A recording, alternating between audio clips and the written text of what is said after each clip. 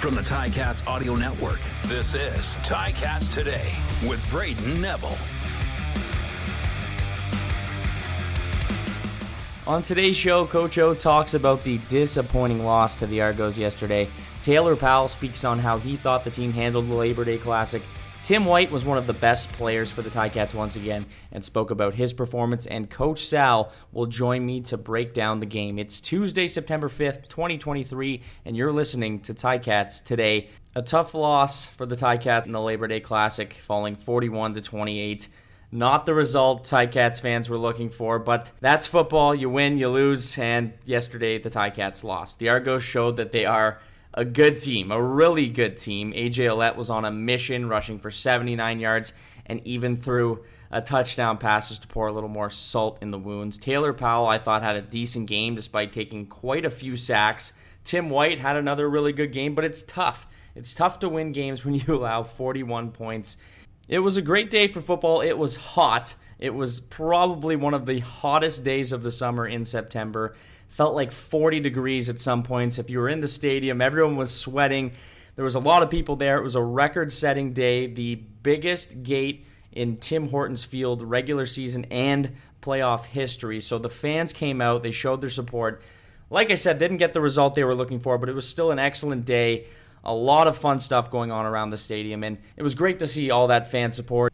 And it was another chapter in this Labor Day Classic weekend rivalry, this time with the Ticats ending up on the wrong side of history. Coach O spoke about the loss following the game. Just not good enough in all three phases. You know, we had our spurts. We didn't take advantage of opportunities when they presented themselves. Didn't play real great complementary football, meaning, you know, when we had opportunities to get off the field in key situations, we didn't quite do that. We didn't quite punt the ball well enough. I thought we did a decent job with the win. Definitely played a factor. They did a better job and put the game. You know, they had those 17 points early. So overall, you know, just not good enough. And, you know, I'm actually, to be honest with you, I'm excited we play real soon. Going down 17 early on, did it almost feel like a bit of an uphill battle from the start? No. I mean, yeah, it's you never want to be in that situation, no. But, you know, at that point, it's a 3-score game. So, you know, you just got to find a way to make it a 2-score game and then do those sorts of things. And bigger than that, just capitalize when we have opportunities. And so, no, it's not an uphill battle that early when you have, you know, it's a CFL game, and we've been a part of these already this year. Yeah, they're probably as good as their record says they are, as the saying goes. You know, they find a way to make timely plays consistently. That's what I notice on tape. It seems like when they've been down, they found a way to be scrappy and make plays. So, yeah, you know, they're doing a great job. I think so. Man, I think it's different for every quarterback. I thought he did create a little bit, made some decisions to take off. I thought he did a decent job there. Obviously, the ball security is going to be a continued thing, and that's not conducive to winning. But, shoot, he played his heart out. I thought he made some key throws, and, you know, I didn't see any quit out there. We just got to be, like I say, it's just a collection of timely plays. You know, the defense made a couple of plays early to keep it interesting. But then we give up a big return, and that's what I mean. It's just the flow of the game didn't work in our favor there. So I believe with Taylor, with every game he gets more experience, he'll be better. That was Coach O. Taylor Powell finished the game going 30 for 42 for 296 yards, and he also had 3 touchdown passes. I mean, TP was working on one of the hottest days of the year, throwing 42 times, which is crazy, nearly double the amount of Chad Kelly. He threw only 23 times. He spoke about his team's effort following the loss. Just got to go watch tape. You know, I think you see it, right? There's moments of success, but we just got to find a way to play 4 quarters, man. This offense has great potential, and I think it starts with me. You know, I got to obviously put the team in the end zone more often. I just didn't get it done, and we got to look at the tape, get better, and moving on to Ottawa. You and Tim White seem to have a pretty solid connection out there. I mean, yeah, he's, I think, a hell of a player, great person first. He's explosive. He's a veteran, man, never complains about, like, if he's not getting the rock. And when he does, you see what he does. I think that's why he's truly a pro. Yeah, just like I said, man, he's truly like one of the best players I've ever played with, and it says a lot that he has that much faith in me because I have that much faith in him, man. It works both ways, the quarterback and wideout. He's truly unselfish, man, and just like all the other wideouts and everybody else in our offense, I think that's what kind of makes us special, and it's a long season, man. And I think we're about to get this thing turned around, and the good thing is we get to play in 4 days and get this cruddy taste out of our mouth and go take on Ottawa. And I think it's just process over outcomes, man. Right now, it's continue to chop wood and carry water, and the things are going to break. We're doing the right things, and I'm learning, trying to get better every day, trying to get better every game, every series, and this thing's going to break. Like you've seen the glimpses of it with BC and some moments in this game. So just trying to capitalize on the good things, minimize the bad, and keep getting better. Yeah, I think it's huge, man. I'm fortunate to have such great wisdom from Matt and Bo that they just keep telling me, stay the course. I've got, I think, one of the best offensive coordinators, if not in the league, with Scott. And I think one of the most important people in my life is Coach O, and I think that we're just building things, right? They're teaching me all these things about the CFL season, and just trying to do the right things more than the bad things. That was Taylor Powell. Tim White was another one of those bright spots with 110 yards receiving and a touchdown. He spoke about being able to put up a good performance despite the loss. I want to get back out there and play some more. Just trying to make an impact for the team. I want to do more. I want us to win, and our main focus now is Ottawa. Yeah, with that quick turnaround, you have 4 days between games here. How do you make this turnaround as easy as possible here? You got to embrace it. The schedule's not going to change. So just embrace the fact that we're going to have to turn around and play and bring as much energy as we could. I feel like our team is pretty resilient. Even, in our last possession, we went down and scored, So I think there's a lot of positive that you can take away, and then there's a lot of negatives that we have to fix. It's grind time. This is what you look for. When you look at the schedule, you see that, and you have to make your mentality that this is what it is. So it's something that you have to embrace, and I think we will do that. I think we have the right team to do that. I think it's going to go a long way, especially when you have turnarounds like that. Sometimes players, they key in on what guys tell them, and it's just a quick glimpse. And I see growth in him. He came to me late in a flat, which I scored on, and that was the play that we ran earlier, and he was able to come back to it, during that play and make sure that we made that play and we get in the end zone. So I'm seeing a lot of growth with him, and just week by week. That was Tim White. It's time now I bring on my guest to recap the game, Coach Sal. Coach, a tough loss for the Ticats yesterday, falling 41-28 in the Labor Day Classic. What are your thoughts on the team's performance? Well, Braden, you summed it up with a point, disappointment. If you read the stat line, you would assume the Cats won the game. Yeah. Because the stat line was Toronto 15-23, 201, 2 TDs, 2 intercepts. Mm-hmm. You flip it over to Hamilton, 30 of 42, 296, 3 TDs with only 1 intercept. So you would assume that they did that, but the stats don't tell the story, and that's the problem. Again, poor field position, no ability to score in the first quarter, only 3 points off the 2 turnovers that they got, down 17-0 in the first quarter.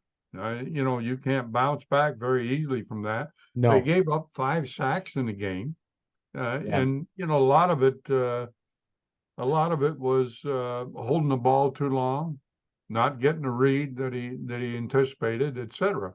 But this is still a young quarterback, and when you ask him to throw the ball 42 times, that's difficult. To me, Braden, you need to run the ball to set up the passing game. Mm-hmm. Never works in the opposite. Your pass game does not set up the run. Yeah. So the fact that Butler is a dynamic runner, he got the ball 11 times in the run game. Mm-hmm. He did well with the fact that he had it, but you need more continuity in that area. Yeah. And on the other side, you have A.J. Ouellette, who seemed like he was getting 9-10 yards per carry against the Ticats. Yeah, and yet, he ended up the ball game with a pass for a touchdown. Yeah, and a touchdown pass. So the fact that he ran the ball, whether or not he got yards, etc., it set up that special play that they had in the hammer, which he eventually showed to everybody. But it set up the pass that he made off of the run. Yeah. And that's the point we're trying to make. Why do you think they were having such a difficult time stopping him? I think he's just a dynamic running back. Everyone knows that, but it seemed like they just had no answer for him whatsoever. Well, realistically, a running back like Ouellette, who's got power and he's got strength in his legs and is able to sprint when he does get to the outside, he's a very difficult man to bring down. Yeah. I didn't think early on that our defensive line played that poorly. I thought they were pretty good. They did not sack Kelly. That was one of the factors in the ball game. And they allowed him to escape the pocket several times. In fact, the touchdown he threw, he was on the outside of the pocket when he threw the ball down the middle. And that brings me to the point where in the pregame, we were talking about the fact, never take your free safety out of the middle of the field because their explosive plays come in that area. And the one touchdown that Daniels got, you saw the free safety flow away from the middle of the field. And of course, Daniels then just turned it up and went right in the hole. You mentioned Taylor Powell a little bit, and he did seem to have a lot of pressure on him the whole time. And do you think it's a lot of those sacks were him just holding on to the ball too long, or can you say it's a little bit of that and the O-line? Well, it's always a combination. It's never on one or the other. But I thought he had time to throw the ball many a time when he got sacked. And that's his problem, hanging on to the ball too long. But then you go back to the idea that were the receivers in the right place where he expected them to be? Yeah. Did he have a clean look at what the secondary was playing so he understood where he wanted to go with the ball? And then did the O-line do the job they needed to do up front? I thought Butler did a great job in pass blocking. I saw him do a good job in that area.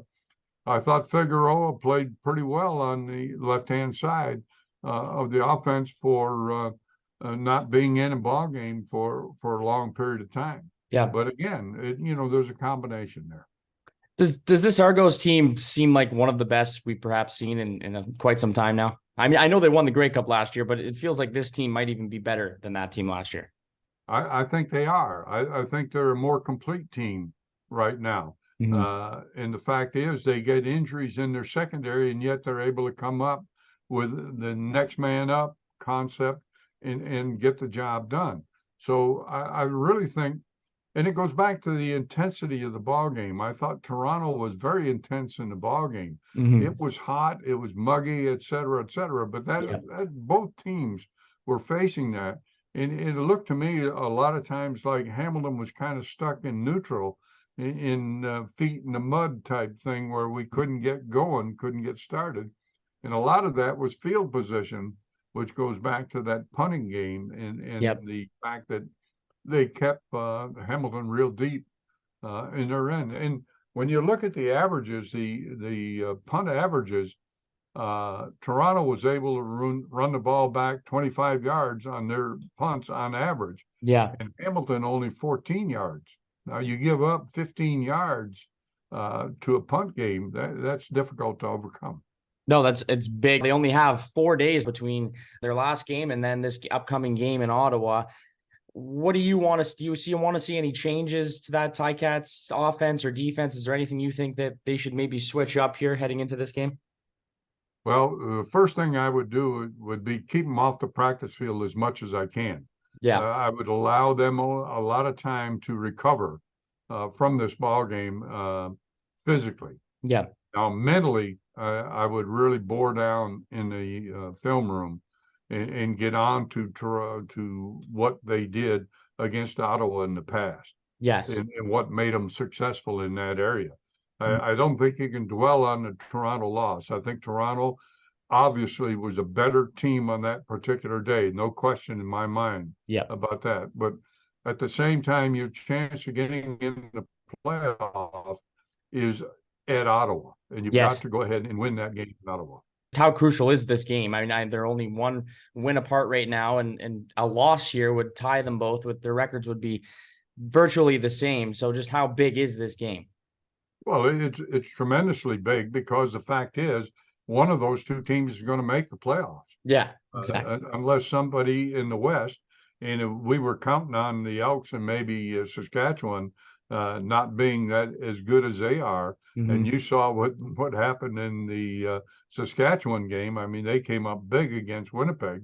Very, yes. The Elks had Stampeders beat. Yep. And then, it got away from them in the end. So I really think this is a very important game. And in more than likely, it's a game in which the mental preparation will be much more than the physical preparation. As a coach, what would your message be following a tough loss, a rivalry matchup like that? You get nearly doubled up against the Toronto Argonauts. What would your message be to this team? Well, it'd be a difficult message, and the message has to be that you've got to be better on the field. Yeah, we can bring you to the field. We can get you prepared for the field, but then it's up to you on the field. You've got to be better at what you do, and you've got to look in the mirror now, and you've got to tell yourself, did I do everything I was expected to do, and did I do it to my best of abilities in that game? And if you have any pride, you will bring yourself to this Ottawa game ready to play. Coach, couldn't have said it better myself. Appreciate you coming on the show. And we'll be talking again very soon because we just have 4 days until that Ottawa game. So, Coach Sal, I appreciate you joining me today. Yeah, you're more than welcome, Braden. Talk to you soon. Big thanks to Coach Sal for joining me today. The Ticats will return to practice tomorrow. They have a very short week because they're back in action Friday night in Ottawa, and they'll be looking to bounce back with a victory in the nation's capital. That's all the time for me today. I want to thank you for listening to Ticats Today.